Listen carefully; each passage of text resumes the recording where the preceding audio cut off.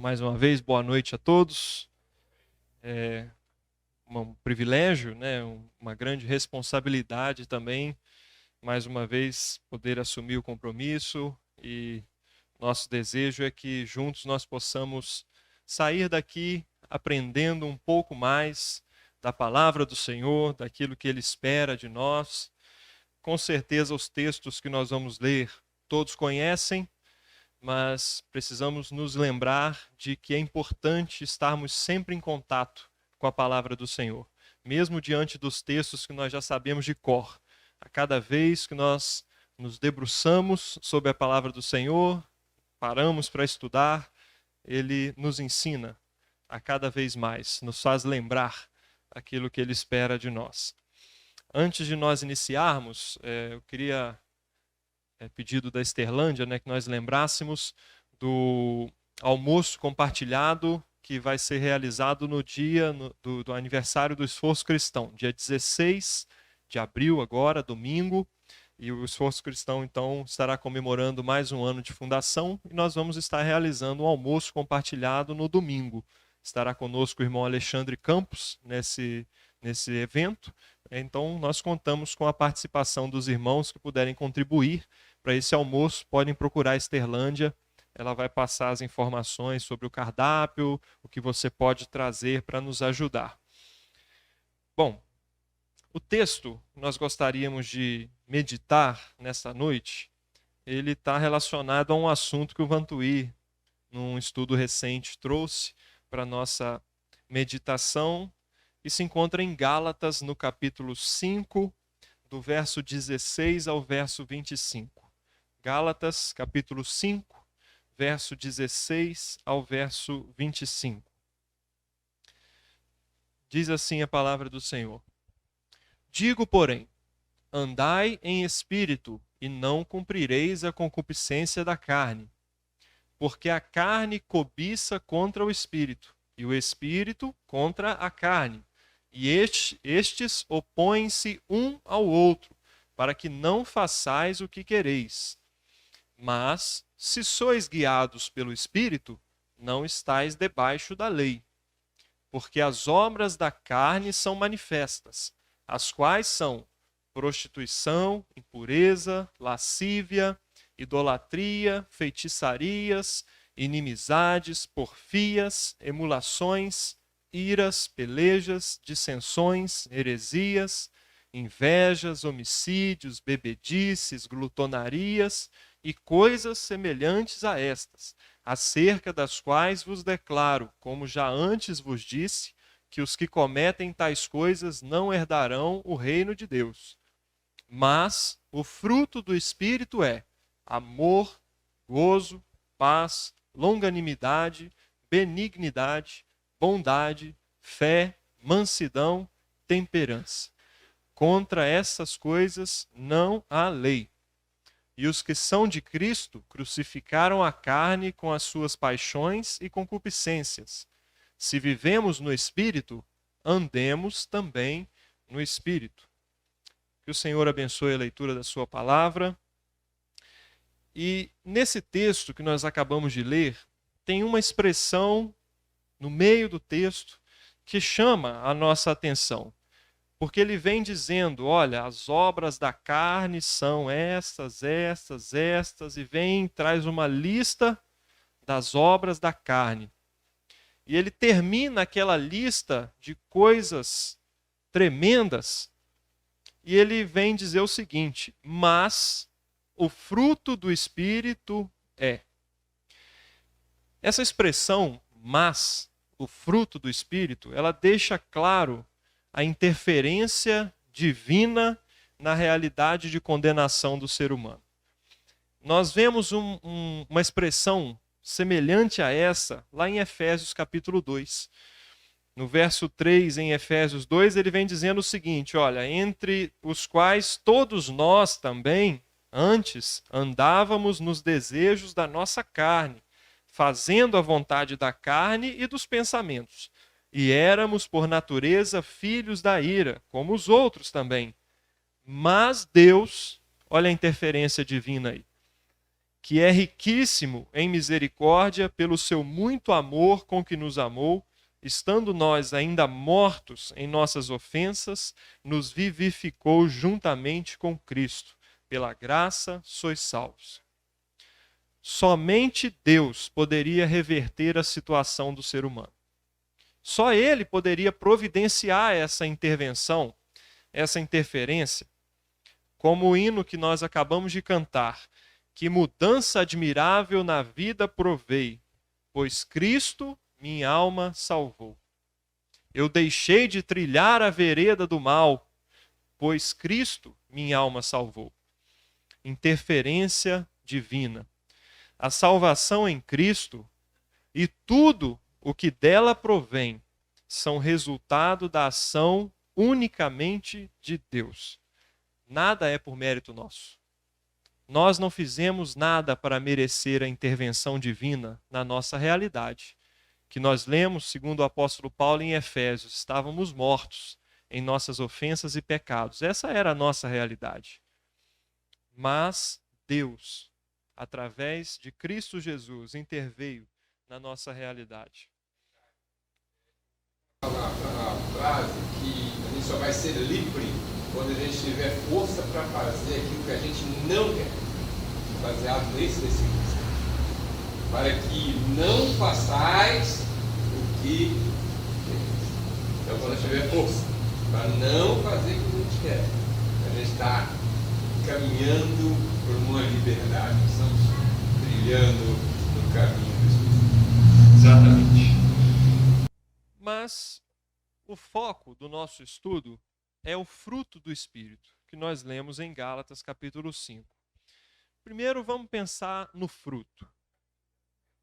Essa questão aqui. Quando a gente vê essas terríveis coisas, prostituição do batismo, quando você vê uma pessoa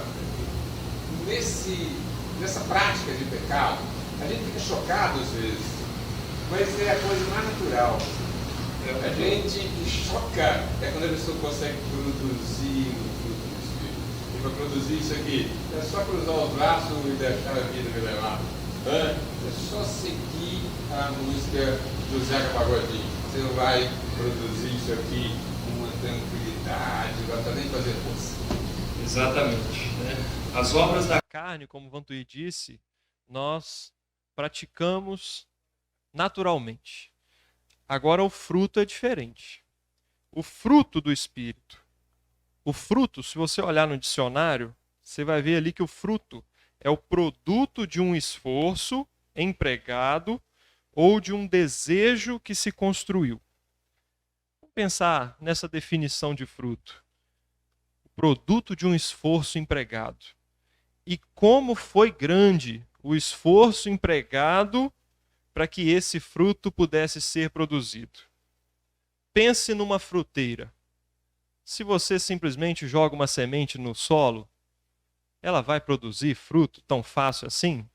Se ela não tiver um cuidado, é preciso preparar o solo, plantar a semente, irrigar, remover as ervas daninhas que nascem ao redor, podar, impedir que as formigas, que às vezes quando está crescendo, nós estamos com uma arvorezinha lá do lado de casa lá, que a gente joga água nela e tudo. Tem meses que ela está plantada lá. Mas quando as folhinhas começam a aparecer, as formigas vêm, pica tudo de novo e deixa peladinha o pezinho lá, sem folha nenhuma. É preciso cuidar. Mas para que o fruto seja produzido, o cuidado vale a pena. E é por isso que Isaías ele vai escrever lá no capítulo 53, verso 11, a parte A do versículo. O trabalho da sua alma ele verá e ficará satisfeito. Já parou para pensar no esforço que precisou ser empregado para que esse fruto fosse produzido? O Senhor Deus ele preparou um povo. Ele escolheu um tempo certo. Ele escolheu um casal, uma manjedoura, o lugar próprio. Ele preparou João Batista para que fosse anunciando a chegada do Salvador. Preparou discípulos, preparou a cruz, preparou o cordeiro, preparou a sepultura. E o Senhor Jesus Cristo ele se entrega voluntariamente para oferecer a cada um de nós o resgate. O trabalho da sua alma, ele verá e ficará satisfeito. O fruto desse trabalho, desse esforço empregado por Deus e pelo Senhor Jesus Cristo, somos eu e você. Nós somos fruto desse esforço. Eu sou fruto deste trabalho, fruto deste tamanho esforço empregado e do desejo de Deus de reconciliar o homem consigo mesmo. O fruto. E olha só o que o apóstolo Pedro escreve sobre cada um de nós que somos fruto desse trabalho. 1 Pedro capítulo 2, verso 9. Mas vós sois a geração eleita, o sacerdócio real, a nação santa, o povo adquirido, para que anuncieis as virtudes daquele que vos chamou das trevas para a sua maravilhosa luz. Anuncieis as virtudes. E o que são virtudes? O que são virtudes?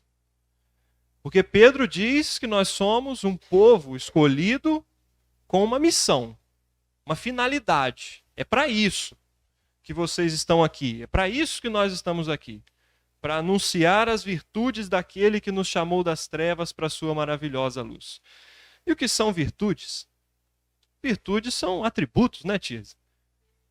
Especiais, qualidades, atributos, qualidades, virtudes. E quais são essas virtudes? Quem é aquele que nos chamou das trevas para a sua maravilhosa luz? O próprio Senhor Jesus. E eu estou aqui para quê? Para anunciar os atributos de Cristo para as pessoas. Mas será que eu sei quais são esses atributos? Será que eu conheço o meu Salvador para saber que atributos são esses que eu preciso anunciar? E a resposta para essa pergunta está em Gálatas capítulo 5 que nós lemos. O fruto do Espírito e todos aqueles atributos que estão listados ali. É interessante que quando nós paramos para estudar aqueles atributos, aquelas virtudes ali que compõem o fruto do Espírito, porque todos aqueles atributos ali são atributos do próprio Deus, do próprio Cristo. Atributos esses que eu e você podemos exercitar nas nossas vidas e assim anunciar aquilo que ele já fez por mim na cruz do Calvário. O apóstolo Paulo ele responde então essa pergunta, dizendo que as virtudes que nós precisamos anunciar são o amor, a alegria, a paz, a longanimidade, a benignidade, a bondade, a fé, a mansidão, a temperança. 9 qualidades de Deus que só o salvo por Cristo pode desempenhar em toda a sua essência, através da ação do Espírito Santo na minha e na sua vida. É interessante quando nós lemos o texto de Gálatas que ali ele fala do fruto. O fruto do Espírito é, e aí vem essa sequência de atributos. Um fruto que é composto por vários atributos. Às vezes nós lemos aquele texto ali e nós pensamos assim, eu tenho mais facilidade para isso aqui. O outro tem mais facilidade para o domínio próprio. Mas todos aqueles atributos compõem um fruto. E se um daqueles atributos não estiver sendo exercitado na minha e na sua vida, o fruto todo fica prejudicado. Pare para pensar. Se você é uma pessoa longânima, mas se você não tem domínio próprio, se você não exercita o domínio próprio, todo fruto fica prejudicado. É certo que nós temos facilidades diferentes de exercitar aqueles atributos. Uns têm mais facilidade com alguns, outros com outros, mas é responsabilidade nossa exercitarmos todos eles. Exercício, aprendizado contínuo, diário. Porque se um desses atributos está em falta na minha vida, todo fruto estará incompleto. E é por isso que nós vamos buscar observar o que a palavra de Deus nos diz sobre cada um daqueles atributos que estão ali. E a proposta, como nós estamos no estudo bíblico, é que cada um de nós pensemos de que maneira nós podemos exercitar cada um daqueles atributos na prática, no seu dia a dia, no meu dia a dia. Como nós dissemos, todos esses atributos são atributos do próprio Deus. E nós vamos buscar provar isso e comprovar isso através da palavra de Deus e do que ela nos diz sobre cada um daqueles atributos. O primeiro daquela lista é o amor, em que em algumas versões está escrito a caridade. O amor é um atributo de Deus? Olha o que está escrito em 1 João capítulo 4, verso 8. Aquele que não ama não conhece a Deus, porque Deus é amor. Virtude de Deus, atributo de Deus colocado em prática por mim e por você. Está escrito em João capítulo 3,16, porque Deus amou o mundo de tal maneira que deu o seu Filho unigênito, para que todo aquele que nele crê não pereça, mas tenha a vida eterna. O amor de Deus pelo ser humano não é um amor simplesmente de palavra, é um amor de prática. É por isso que o apóstolo Paulo escreve em Romanos capítulo 5, verso 8, que Deus prova o seu amor para conosco, em que Cristo morreu por nós, sendo nós ainda pecadores. Amor provado, amor praticado, atributo de Deus colocado em prática por minha causa e por sua causa. 1 João, capítulo 4, verso 10, está escrito o seguinte: nisto está o amor, não em que nós tenhamos amado a Deus, mas em que Ele nos amou e enviou seu Filho para propiciação pelos nossos pecados. E ele completa no verso 19: nós o amamos porque ele nos amou primeiro. E o que eu devo fazer diante dessa grande realidade? Ele vai colocar em 1 João mesmo, capítulo 4, verso 11. Amados, se assim Deus nos amou, também nós devemos amar uns aos outros. Não simplesmente um amor da boca para fora. Porque Deus, ele não nos amou da boca para fora. Deus, ele colocou em prática o seu atributo, a sua virtude do amor, para me resgatar e para te resgatar. E é por isso que ele nos convida a amarmos uns aos outros, assim como ele nos amou. Ele nos amou primeiro. Atributo de Deus, que ele nos dá a condição de exercermos nas nossas vidas. A segunda virtude da lista é a alegria, ou o gozo. Será que Deus é um Deus de alegria? A alegria é uma virtude de Deus? Salmo 100, versos 1 e 2. O que está escrito lá? O hino que nós cantamos no coral. Celebrai com júbilo ao Senhor, todos os moradores da terra. E como eu devo servir ao Senhor? Com alegria, e apresentai-vos a Ele com canto. O apóstolo Paulo escreve em Filipenses capítulo 4, verso 4. Regozijai-vos sempre no Senhor. Outra vez digo, regozijai-vos. E por que eu devo me regozijar? No livro de Provérbios nós temos um monte de conselhos que nos mostram por que eu devo ser uma pessoa alegre. Provérbios 17, 22. O coração alegre serve de bom remédio, mas o espírito abatido virá a secar os ossos. Por que não ser uma pessoa alegre? Serve de bom remédio. Provérbios 15, 13. O coração alegre aformoseia o rosto. Provérbios 10, 28. A esperança dos justos é alegria, mas a expectação dos ímpios perecerá.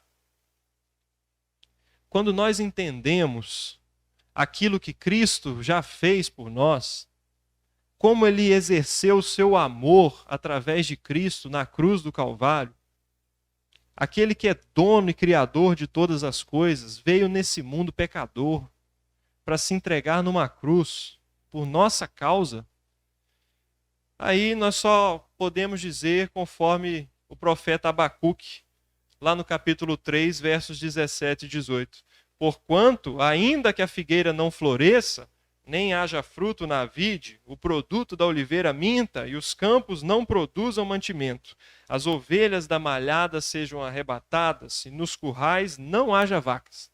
Ou seja, mesmo que a vida aqui não vá bem, pelo contrário, mesmo que vá tudo mal nessa vida aqui, eu e você temos motivo para sermos alegres. Porque a alegria é uma virtude de Deus. E Ele espera que eu exerça essa virtude aqui. Lembre-se do que nós lemos lá no início. Nós estamos aqui para quê? Para anunciar as virtudes daquele que nos chamou das trevas para a sua maravilhosa luz. Ele não nos prometeu uma vida fácil aqui. E é exatamente por isso que eu não posso esperar que a vida aqui seja fácil, seja tranquila. Mas mesmo que as coisas não vão bem, Abacuque ele diz o seguinte: todavia eu me alegrarei no Senhor, exultarei no Deus da minha salvação. Por causa da salvação. Porque esse é o grande motivo da nossa alegria. Ela não está presa nas circunstâncias, como o hino que nós cantamos. A nossa alegria é eterna, porque a salvação em Cristo nos conduzirá para a sua presença, eternamente.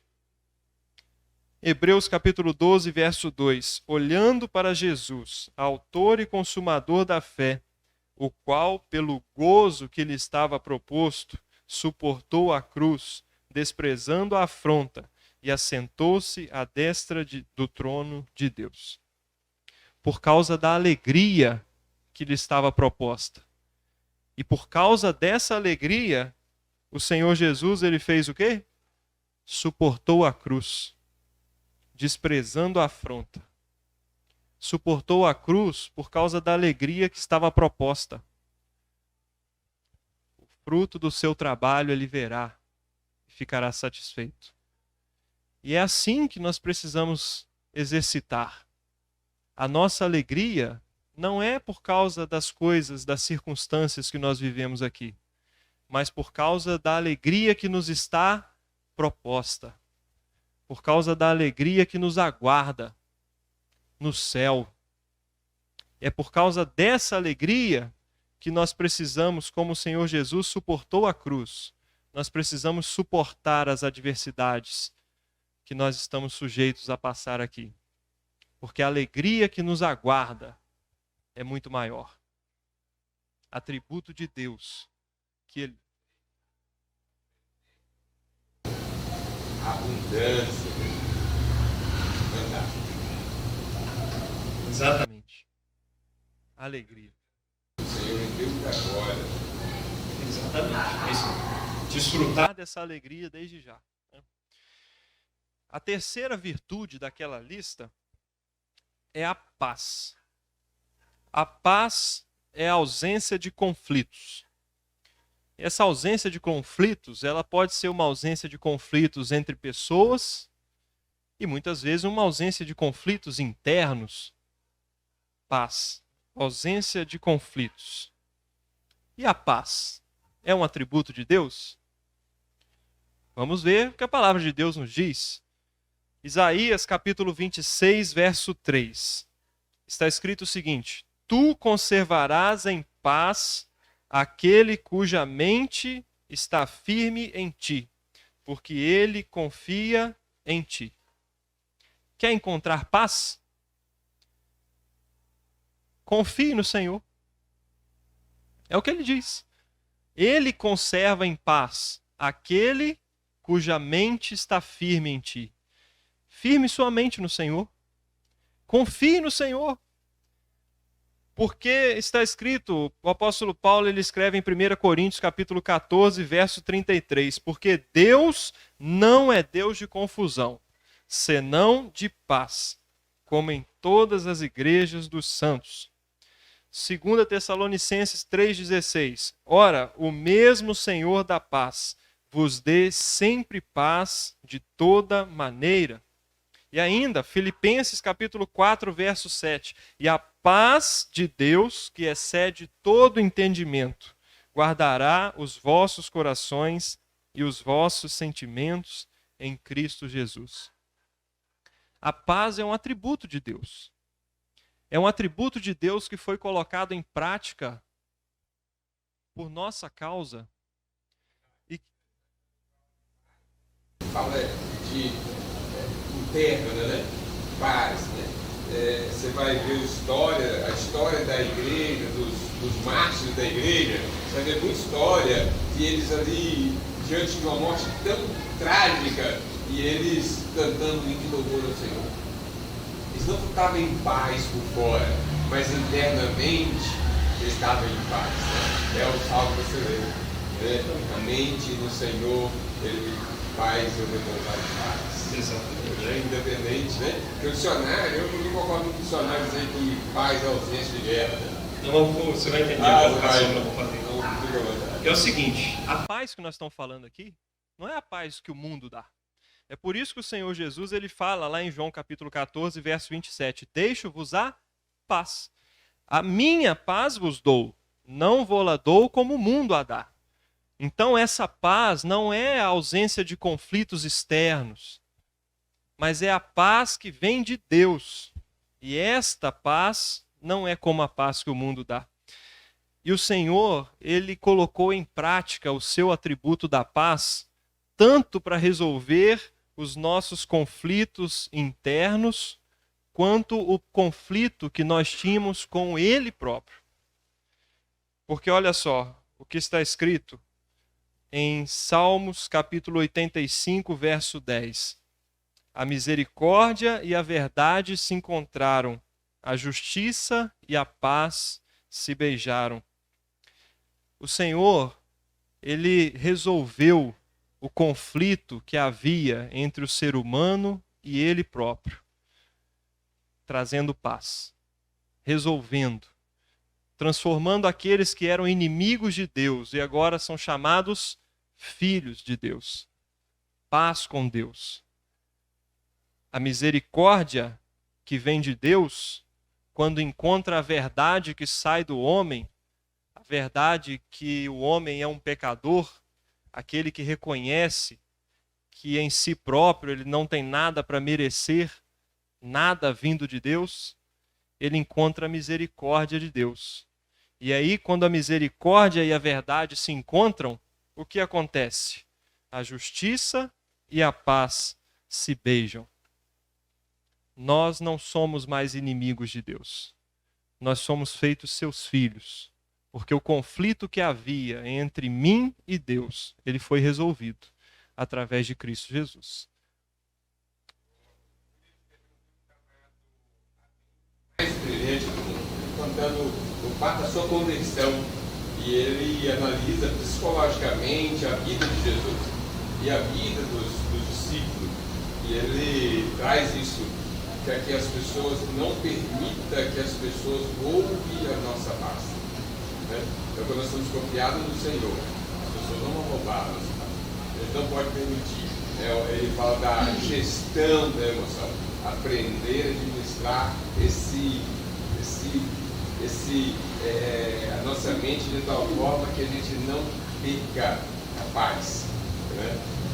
exatamente. O Senhor, então, ele resolve o problema do nosso conflito externo. Mais importante, que era o nosso conflito diante de Deus. Pode falar, irmão. Eu gosto muito daquele versículo e uma grande responsabilidade de nós falarmos: buscai a paz com todos, sem a qual E a santificação. e a Sem a qual. sem a qual vereis a Deus. Exatamente. Orar numa atitude fora dessa margem de meio complicado, né? Exatamente. O próprio Senhor Jesus, ele vai dizer Em Mateus capítulo 5, verso 9. Bem-aventurados os pacificadores, porque eles serão chamados filhos de Deus. A paz é um atributo de Deus. e nós precisamos pensar de que forma eu posso praticar esse atributo na minha vida. Buscar a paz com todos. Como o Vantuí falou, a paz exterior, muitas vezes as circunstâncias elas não vão nos proporcionar paz, mas nós podemos ter a paz interna, que só Cristo pode oferecer. E esta paz que eu tenho internamente, eu preciso colocar em prática com as pessoas, no meu relacionamento com as pessoas. Preciso ser um pacificador. Quantos conflitos nós nos envolvemos de forma desnecessária? Muitas vezes com aqueles que estão tão próximos de nós. Envolvemos, às vezes, em conflitos por causa de motivos tão pequenos. Política. Exatamente, né? Pois é. Precisamos pensar de que forma eu posso exercer essa paz com as pessoas? Porque a paz é uma virtude de Deus e que Ele espera que eu a exercite no meu relacionamento com as pessoas. A quarta virtude que está lá em Gálatas é a longanimidade. A longanimidade, olha só o significado do dicionário para essa palavra. É a virtude de se suportar com firmeza contrariedades em benefício de outrem, magnanimidade e generosidade. Mas me chamou a atenção essa primeira definição de longanimidade. A virtude de se suportar com firmeza contrariedades, não em seu próprio benefício, mas em benefício de outra pessoa. A longanimidade é um atributo de Deus? O que nós encontramos na palavra do Senhor?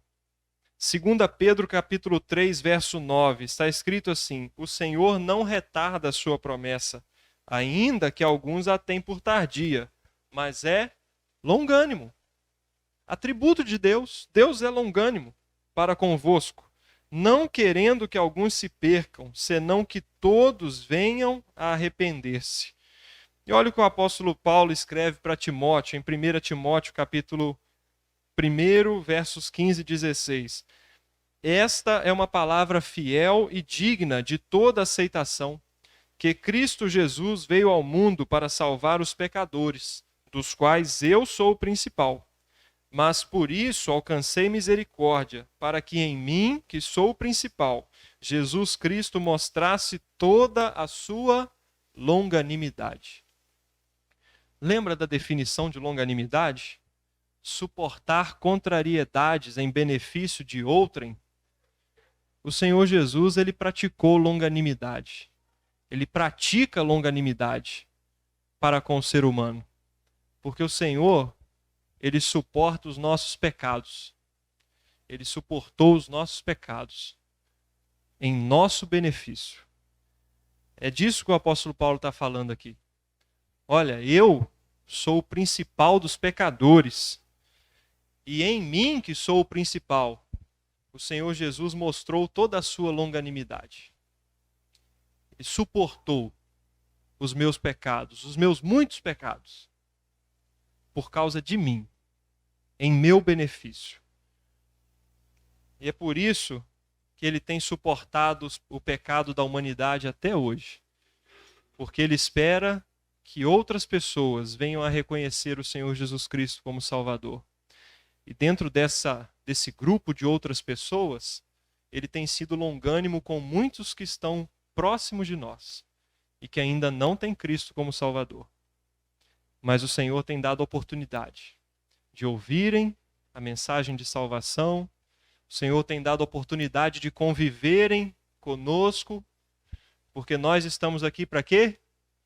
Para anunciar as virtudes daquele que nos chamou das trevas para a sua maravilhosa luz. O Senhor tem sido longânimo. E como eu posso exercer longanimidade para com aqueles que estão ao meu redor? Ser longânimo é suportar coisas que eu não gostaria de suportar em benefício de outras pessoas. É fácil isso? Não é fácil não, mas é atributo de Deus. E ele fez isso por mim. E ele espera que eu faça isso pelas pessoas. Quantas vezes as pessoas agem conosco de uma forma que nós não gostaríamos? E é aí que nós temos a oportunidade de sermos longânimos. Suportar aquilo que nós não gostaríamos de suportar, para que de alguma maneira eu possa mostrar a diferença para aquela pessoa. Eu possa mostrar o que Cristo fez por mim através das minhas atitudes. Provérbios capítulo 14, verso 29 diz que o longânimo é grande em entendimento, mas o de ânimo precipitado exalta a loucura. O longânimo é grande em entendimento. E o apóstolo Paulo ele completa em 2 Timóteo capítulo 4, verso 2, que pregues a palavra, instes a tempo e fora de tempo, redarguas, repreendas, exortes, com toda longanimidade e doutrina. Longanimidade. Eu sei que é difícil, mas a gente precisa exercitar isso. No nosso relacionamento, especialmente com as pessoas que não têm Cristo como Salvador. Porque é para elas que eu preciso anunciar essas virtudes aqui. É exercício diário. Precisamos exercitar. A quinta virtude é a benignidade, que também em algumas versões é traduzida como a amabilidade. Nós encontramos alguns textos na palavra do Senhor sobre a benignidade. 1 Crônicas, capítulo 16, verso 34, diz assim: louvai ao Senhor porque é bom, pois a sua benignidade dura perpetuamente. Salmos 63, verso 3, porque a tua benignidade é melhor do que a vida, os meus lábios te louvarão. Salmos 94, verso 18, é esse que eu gostaria de destacar. Quando eu disse, o meu pé vacila, a tua benignidade, Senhor, me susteve. Esse é o exemplo da benignidade do Senhor colocada em prática. Quando o meu pé vacila, o Senhor ele me sustém, por causa da sua benignidade. Tem um exemplo no Velho Testamento e que nos faz ver claramente como é a ação prática da benignidade de Deus, exercida a nosso favor. Elias, ele havia enfrentado uma batalha espiritual duríssima. 450 profetas de Baal e ele sozinho. Mas a mão do Senhor estava sobre ele. Todos aqueles profetas de Baal foram derrotados. Você lembra desse fato? No entanto, na sequência da narrativa, ele foi ameaçado de morte por uma mulher chamada Jezabel. Ele então ora, e você lembra o pedido que ele fez nessa oração, depois dessa ameaça? Ele pediu a morte. Depois de uma batalha espiritual duríssima contra 450 profetas. Aqueles profetas foram todos derrotados diante da face de Elias. E agora uma mulher o ameaça de morte, uma mulher poderosa, e ele chega a ponto de pedir a morte. Ele fala, Senhor, eu não estou aguentando mais. E é interessante demais ver como Deus age na vida de Elias naquele momento. Ele estava cansado, mas você não vai encontrar ali no texto uma repreensão de Deus para Elias. Pelo contrário, você vai ver Deus o alimentando, permitindo que ele descansasse, e antes de Deus falar qualquer coisa com Elias, ele permite que Elias desabafasse. Elias conversa com Deus, ele fala, Senhor, olha, eu estou sozinho, não tem mais jeito. E só então, depois de tudo isso, de alimentá-lo, de permitir que ele descansasse, que desabafasse, é que Deus vai falar com ele, mostrando que ele não estava sozinho. Você não está sozinho, não. E aí ele mostra o que ele deveria fazer. Isso é benignidade, exercida na prática. Lembra do versículo que nós lemos? Quando eu disse, o meu pé vacila. O pé de Elias estava vacilante, mas a tua benignidade me susteve. Quando o servo do Senhor vacila, ele coloca em prática a sua benignidade. E nós? Como podemos exercer esse atributo da benignidade? Quando as pessoas vacilam ao nosso redor, especialmente dentro da igreja. Quando as pessoas vacilam, qual é o meu proceder? É apontar o dedo? Encher de julgamentos? Afastar as pessoas? Benignidade. Atributo de Deus, que Ele espera que eu coloque em prática também. Precisamos exercitar a benignidade com as pessoas. A sexta virtude, a bondade. E aí, a bondade é um atributo de Deus? É claro que é. Salmo 145, verso 9, diz que o Senhor é bom para todos e as suas misericórdias são sobre todas as suas obras. E aqui eu queria chamar a atenção para um detalhe, porque nós estamos pensando em que formas nós podemos exercitar esses atributos de Deus nas nossas vidas. Mas nós somos bons? Nós somos bons? A palavra de Deus diz que não há um bom sequer, não há um justo, não há ninguém que pratique a justiça. Mas de que forma eu posso exercitar essa virtude de Deus na minha vida? E mais uma vez é a palavra do Senhor que vai nos dar algumas dicas. Esse versículo que nós acabamos de ler, olha ali, ó, o Senhor é bom para todos e as suas misericórdias são sobre todas as suas obras. Bondade, misericórdia.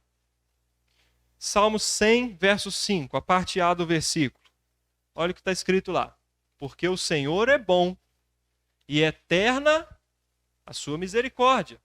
Bondade, misericórdia. Outro exemplo. Salmos 34, versos 6 a 8. Salmos 34, 6 a 8. Clamou este pobre e o Senhor o ouviu e o salvou de todas as suas angústias. O anjo do Senhor acampa-se ao redor dos que o temem e os livra. Provai e vede que o Senhor é bom. Bem-aventurado o homem que nele confia. Como é que ele começou o texto? Clamou este pobre. O pobre é alguém necessitado. É alguém que não merece. É um imerecedor. Mas quando o pobre clamou, o Senhor o ouviu. E lá na frente ele vai dizer, olha, o Senhor é bom, porque ele ouviu o clamor do pobre. Naum, capítulo 1, verso 7, ele vai dizer o seguinte, olha só. O Senhor é bom, uma fortaleza no dia da angústia, e conhece os que confiam nele. Em todos esses textos que nós lemos, direta ou indiretamente, a bondade do Senhor está diretamente relacionada à sua misericórdia. E o que é misericórdia? Misericórdia é não dar ao outro aquilo que ele merece. É por isso que a palavra do Senhor diz que as misericórdias do Senhor são a causa de nós não sermos consumidos. Porque o que é que nós merecemos? Sermos consumidos. Isso é o que nós merecemos. Mas o Senhor, ele age com misericórdia. Ele não nos dá aquilo que nós merecemos. E a sua bondade está diretamente ligada à sua misericórdia. E isso nos dá uma dica de como nós podemos exercer bondade nas nossas vidas. Temos praticado misericórdia com as pessoas? Ou nós queremos simplesmente agir da forma como achamos que as pessoas merecem ser tratadas? No nosso trabalho, na escola, na faculdade. Fulano merece ser tratado com casca e tudo, né? A bondade do Senhor é exercida através da misericórdia. E nós podemos exercer bondade exercendo misericórdia. Precisamos pensar nisso, nas nossas atitudes. A sétima virtude é a fé, que em algumas traduções está escrito a fidelidade. E a fé é um atributo de Deus? A fé é um dom de Deus. Diz o seguinte, Efésios capítulo 2, verso 8, porque pela graça sois salvos por meio da fé, e isto não vem de vós, é dom de Deus. E a definição de fé que nós encontramos em Hebreus? Hebreus capítulo 11, o verso 1 e o verso 6. O que é fé? O escritor aos Hebreus responde, a fé é o firme fundamento das coisas que se esperam e a prova das coisas que se não veem. E se nós lermos o capítulo de Hebreus, capítulo 11 de Hebreus, nós vamos ver que a fé de todos aqueles homens que estão descritos ali, a fé foi aquilo que os fez fazer o que Deus esperava que eles fizessem. A fé os conduziu à obediência. E a fé é o firme fundamento das coisas que se esperam. Por que aqueles homens obedeceram a Deus? O texto na sequência vai dizer, porque eles viram uma promessa de longe. E não simplesmente viram, mas eles abraçaram a promessa, porque creram naquele que estava prometendo. O firme fundamento das coisas que se esperam. O que nós esperamos? Qual é a nossa esperança? Se não a de em breve estarmos para sempre com o Senhor. A vinda de Cristo. E é através da fé que nós cremos nisso. Porque a fé é o firme fundamento. Não é, como diz o seu Jairo, né? Não é o prego no angu, a estaca no brejo. É um firme fundamento das coisas que nós esperamos. E a prova das coisas que não se veem. A prova das coisas que não se veem. E aí no verso 6 ele vai completar dizendo o seguinte, ora, sem fé é impossível agradar-lhe, porque é necessário que aquele que se aproxima de Deus creia que ele existe. Olha aí, ó. A fé é a prova das coisas que não se veem. Se alguém chega para nós e diz assim, como você me prova a existência de Deus? Qual é a nossa maior prova de que Deus existe? A fé. Ele diz que a fé é a prova das coisas que não se veem. Não é preciso ter nenhuma outra prova. A fé é a prova. E ele completa dizendo o seguinte, e que é galardoador dos que o buscam, o firme fundamento das coisas que se esperam, o galardão, o futuro, a fé é o firme fundamento. Salmos 23, verso 4. Ainda que eu andasse pelo vale da sombra da morte, não temeria mal algum, porque tu estás comigo, a tua vara e o teu cajado me consolam. Isso é fé. É entender que mesmo que as circunstâncias não andem bem, mas nós temos um Deus que nos prometeu e que vai cumprir. Porque Ele é fiel. E é por isso que em outras versões está escrito aí o termo fidelidade. A fidelidade é um atributo de Deus. Salmo 119, verso 90 diz, a tua fidelidade estende-se de geração a geração. Tu firmaste a terra e firme permanece, porque Ele é fiel. 2 Timóteo capítulo 2, verso 13, se formos infiéis, Ele permanece fiel, não pode negar-se a si mesmo. Fidelidade, a fé, atributo, dom de Deus, que nós podemos exercitar nas nossas vidas. A oitava virtude, já caminhando para o final, a mansidão. Mansidão. E aí nós vamos para o dicionário de novo. Mansidão, ausência de agitação, de pressa, de inquietação, de ferocidade, serenidade, tranquilidade, brandura. A mansidão é um atributo de Deus? O que a palavra de Deus diz sobre mansidão? O próprio Senhor Jesus ele vai dizer em Mateus capítulo 11, verso 29, tomai sobre vós o meu jugo e aprendei de mim, que sou manso e humilde de coração, e encontrareis descanso para a vossa alma. Mansidão, atributo de Deus. E o apóstolo Paulo, ele vai nos aconselhar em como exercer mansidão. 2 Timóteo capítulo 2, verso 24. E ao servo do Senhor não convém contender, mas sim ser manso para com todos, apto para ensinar, sofredor. Mansidão. E a nona virtude é a temperança. A temperança ou o domínio próprio, em algumas outras versões. Domínio próprio.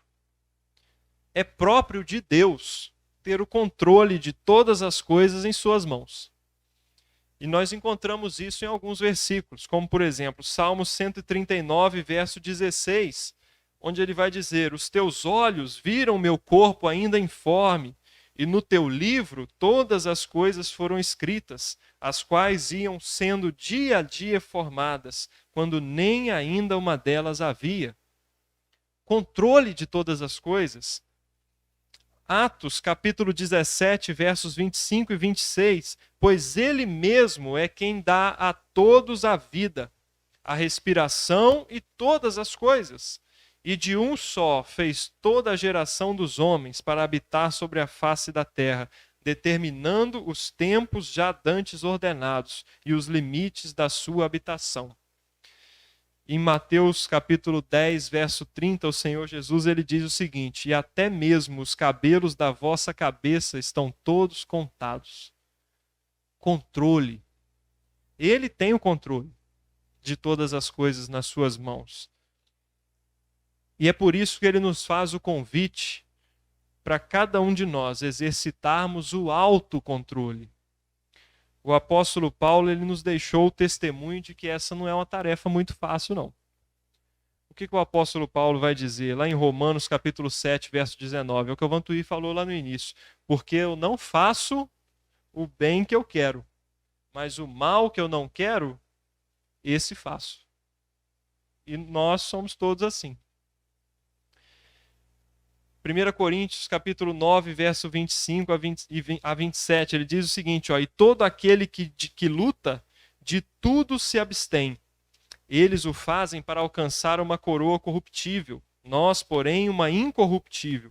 Pois eu assim corro, não como a coisa incerta, assim combato, não como batendo no ar. Antes, subjugo o meu corpo e o reduzo à servidão, domínio próprio, autocontrole, para que pregando aos outros, eu mesmo não venha de alguma maneira a ficar reprovado. E aí eu anotei um comentário que eu vou ler para vocês. Olha só. Deus não espera que eu ou você tenhamos o controle de todas as situações ao nosso redor. Porque Ele sabe que nós não teremos o controle das coisas que estão ao nosso redor. Mas Ele espera que eu e você exercitemos o controle sobre o nosso próprio eu e Ele cuidará do resto. Controle sobre os meus desejos, sobre os prazeres, sobre os meus impulsos, sobre as minhas escolhas, sobre os pensamentos, muitas vezes nós não conseguimos controlar. Mas nós conseguimos controlar as nossas ações, aquilo que nós escolhemos, os nossos impulsos. Muitas vezes é difícil o domínio próprio, porque nós somos pessoas impulsivas. Nós agimos sem pensar. Mas Ele espera que nós exercitemos o autocontrole. E naquelas situações que estiverem fora do nosso controle, nós podemos exercer a outra virtude que nós falamos agora há pouco, a fé. Naquilo que nós não podemos controlar, exerça a fé. Confie no Senhor, porque Ele tem o controle de todas as coisas, quando nós não temos o controle. É interessante quando a gente lê lá, acompanhado de João capítulo 15. O Evangelho de João capítulo 15 nos dá um entendimento grandioso sobre esse fruto. Esse entendimento grandioso. Nós estamos na videira, nós estamos tocados na videira. É isso que a gente pode produzir fruto. Porque nós não podemos produzir fruto de nós mesmos. Então nós temos que saber que nós temos condição. É o fruto do Espírito. Uma coisa tão fantástica que João vai dizer assim, Jesus vai dizer lá assim, ó, e tudo que me diz, em meu nome eu farei. Quando a gente consegue trilhar esse caminho que você falou aí, a gente vai pedir o que a gente, não é o que a gente quer para Deus, mas a gente vai pedir aquilo que Deus quer para a gente. Aí ele vai executar, né? As pessoas gostam muito desse versículo. Ah, pede o que quer que Deus vai te dar. Mas o contexto é fantástico. Esse contexto, esse versículo, ele está inserido em Gálatas e ele está lá em João, capítulo 2. Né? É isso aí. Essas são as virtudes Virtudes de Deus. Os atributos que ele nos dá a oportunidade de exercitarmos, que ele espera que nós exercitemos, porque como nós dissemos no início, nós estamos aqui para isso, para anunciar essas virtudes. O amor de Deus, a sua longanimidade, a sua benignidade, a sua mansidão. Nós estamos aqui para exercermos isso, para que as pessoas possam ver em nós aquilo que Cristo já fez em nosso favor. Eu escrevi aqui um comentário do comentarista bíblico William MacDonald, que ele diz o seguinte: nós não conseguimos avaliar nossa influência. Temos à nossa disposição um interminável potencial do mal ou do bem. Nós não conseguimos saber o tamanho da influência que nós temos sobre as pessoas. Mas pense em quantas pessoas estão diariamente ao nosso redor, nos enxergando, vendo a forma como nós exercemos ou não esses atributos de Deus. Nós temos à nossa disposição um interminável potencial do mal ou do bem. Está nas nossas mãos a possibilidade de exercitarmos esses atributos nas nossas vidas e assim podermos anunciar as virtudes daquele que nos chamou das trevas para a sua maravilhosa luz. Que nós possamos, conhecendo os atributos de Deus, que nós possamos a cada dia buscarmos exercitar. Não é fácil, não é simples, mas nós precisamos nos lembrar que nós estamos aqui para isso. Porque se não fosse por isso, ele já poderia ter nos levado para a glória. Mas ele espera que nós exerçamos esses atributos para que outras pessoas, muitas delas pessoas queridas nossas, que estão distantes do Senhor, possam, através da minha e da sua influência, encontrarem o caminho da salvação. Que o Senhor nos abençoe, que Ele nos dê condições de aprendermos cada vez mais da sua palavra e dos seus atributos. Amém?